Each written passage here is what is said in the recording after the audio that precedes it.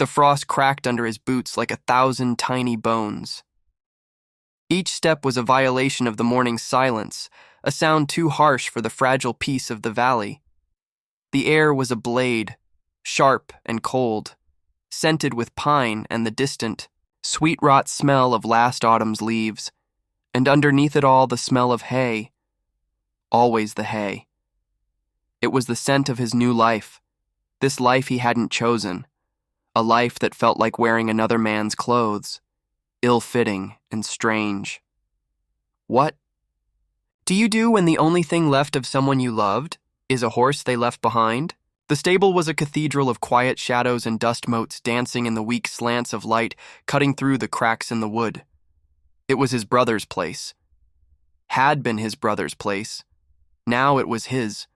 An inheritance of silence and responsibility he felt utterly unequipped to handle. He ran a hand over a rough-hewn beam, the splinters catching on his skin, a small, real pain to anchor himself against the vast, numb ache inside.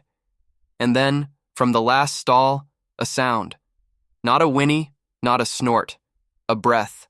A long, slow, shuddering exhale that seemed to hold the weight of the world in it.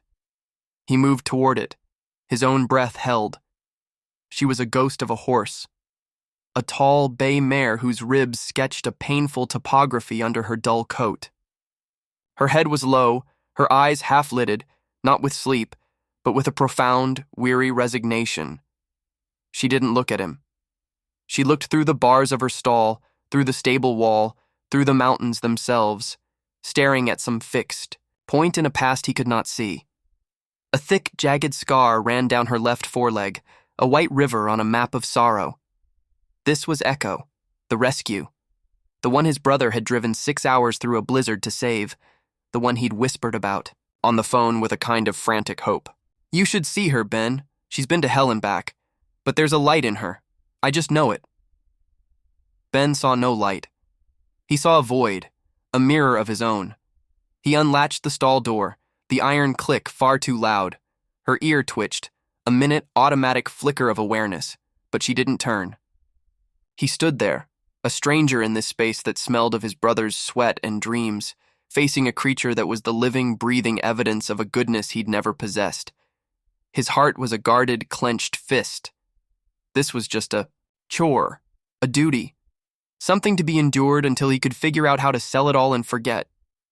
He forked fresh hay into her rack, the rustle of it the only conversation. He filled her water bucket, the splash of the water a minor disturbance in her ocean of stillness. He worked around her, giving her a wide berth, feeling the weight of her presence like a judgment.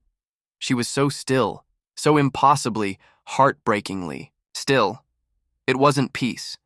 It was the absolute cessation of hope. And then as he turned to leave, his sleeve brushed against her flank. He froze. It was an accident, a careless moment. He expected her to startle, to shy away, to pin her ears in. Warning, she did none of those things. Very slowly, as if moving through deep water, she turned her great head. Her dark, liquid eye found his. It was not a vacant stare anymore. It was a deep, searching look, a look that seemed to strip away the layers of his grief and his anger, seeing the raw, frightened thing he was at his core. He didn't move. He barely breathed. Her nose, velvety and soft, extended toward him. It wasn't a demand for treats or a curious investigation. It was a question. She sniffed the air around his jacket sleeve, then his hand, her warm breath ghosting over his cold skin. She was smelling his brother on him, the same soap, the same faint, lingering scent of the truck's interior, the same bloodline. Her entire being seemed to soften, a subtle release of tension in her neck, a quiet sigh from her nostrils. She didn't nuzzle him. She simply rested her head near his shoulder, her warm breath warming the side of his neck, her eye closing. It was an act of such profound, weary trust that it shattered something inside him. It was a subtle act of connection, a bridge built not on joy, but on shared, silent loss. He stood there for a long time, trapped in the gravity of this broken creature's faith. The guarded fist of his heart unfurled just a little, and it was terrifying. He could not love this horse. He could not afford to. Love was just pre-grief, a future loss waiting to happen. He had nothing left to give to anything that could leave him. He took a step back, then another, breaking the spell. Her head lifted, her eye opening, watching him. He latched the stall door, the sound final. He turned to walk away, back to the empty house, back to the silence that was his alone. He didn't know why he stopped at the stable door. He didn't know why he turned to look back one last time. The mare was still watching him, her head now held a little higher. And as he met her gaze, a sound carried on the wind, a sound that didn't belong, a high, thin, desperate cry from the deep woods at the edge of the property. It was the cry of something young and lost and calling for a mother it couldn't find. The mare's head shot up, her ears pricking forward, her whole body tensing into a statue of pure electric attention. She didn't make a sound. She just stood there, listening, every fiber of her being focused on that distant, fading cry. And Ben knew, with a cold certainty that settled in his bones, that the sorrow in this stable was far more complicated than he had ever imagined. She wasn't just grieving. She was waiting. The silence that followed that distant cry was heavier than before. It was a held breath, a suspended note in the cold air. Ben watched the mare, this creature named Echo, and saw the stillness she had worn like a shatter was gone. In its place was a terrible, vibrating tension. Her ears remained locked forward, swiveling minutely, searching the trees for a sound that did not come again.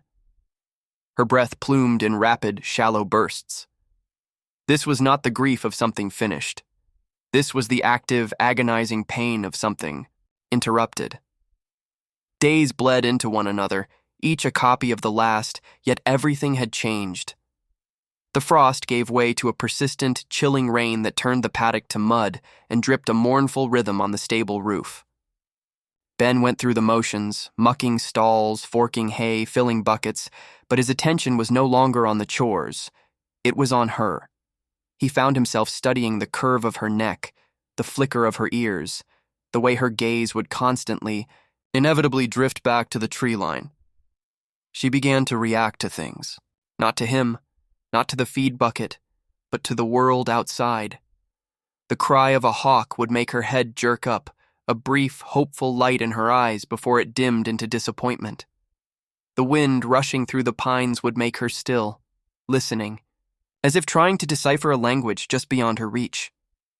Once, a neighbor's dog barked, a high, yipping sound, and she had spun in her stall, letting out a sharp, anxious whinny that was so unlike her profound silence, it made Ben's heart clench. He felt himself being drawn in, against every instinct of self-preservation he possessed. His own grief, a numb and heavy stone in his chest, began to feel shared. He'd sit on an overturned bucket just outside her stall, not trying to touch her, just being there. He started talking, not about anything important. He talked about the price of feed, about the way the morning light hit the mountains, about his brother. He told her about the time Michael tried to fix the roof and slid all the way down, landing in a rose bush. He heard himself laugh, a rusty, unfamiliar sound, and Echo's ear would flick back toward him, listening. But the wall was still there. He was caring for her, yes. He was even starting to understand the ragged edges of her pain. But he was still a curator of someone else's museum, tending to relics that belonged to a history he hadn't lived. He was still an outsider. The breaking point came on a day that smelled of wet wool and old wood. He was in the loft, looking for a spare halter, his hands brushing through layers of dust and memory. His fingers touched something rough and woven, tucked away behind a broken harness. He pulled it out. It was a horse blanket, but impossibly small, a miniature version made for a foal. It was worn and soft and stitched into the lining. In his brother's clumsy, determined hand was a name. Cricket, and beside it, a date. The previous spring. The pieces, all of them, crashed together in his mind. The blizzard Michael drove through, the rescue. The mare Echo, not just saved, but saved with someone. The profound, world-ending silence of her grief. The desperate cry from the woods that had gone unanswered. She hadn't just lost a owner. She had lost a child. The truth of it didn't dawn on him slowly. It detonated. It was a physical blow. He stumbled back, the tiny blanket clutched in his hand, and the dam inside him, the one he had built with anger and duty and distance, simply shattered. He saw it all, the frantic rescue in the storm, the fragile new life, the terrible accident or illness or loss that must have followed. He saw his brother's heartbreak. He saw the mare's. He fell to his knees in the dusty loft, the small blanket pressed to his face, and he wept. He wept for Michael, his good, kind brother who was gone. He wept for the foal he never knew. He wept for the magnificent, broken-hearted animal standing in the stall below him.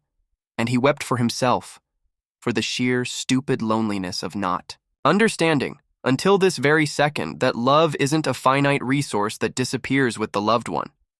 It just gets lost. It echoes.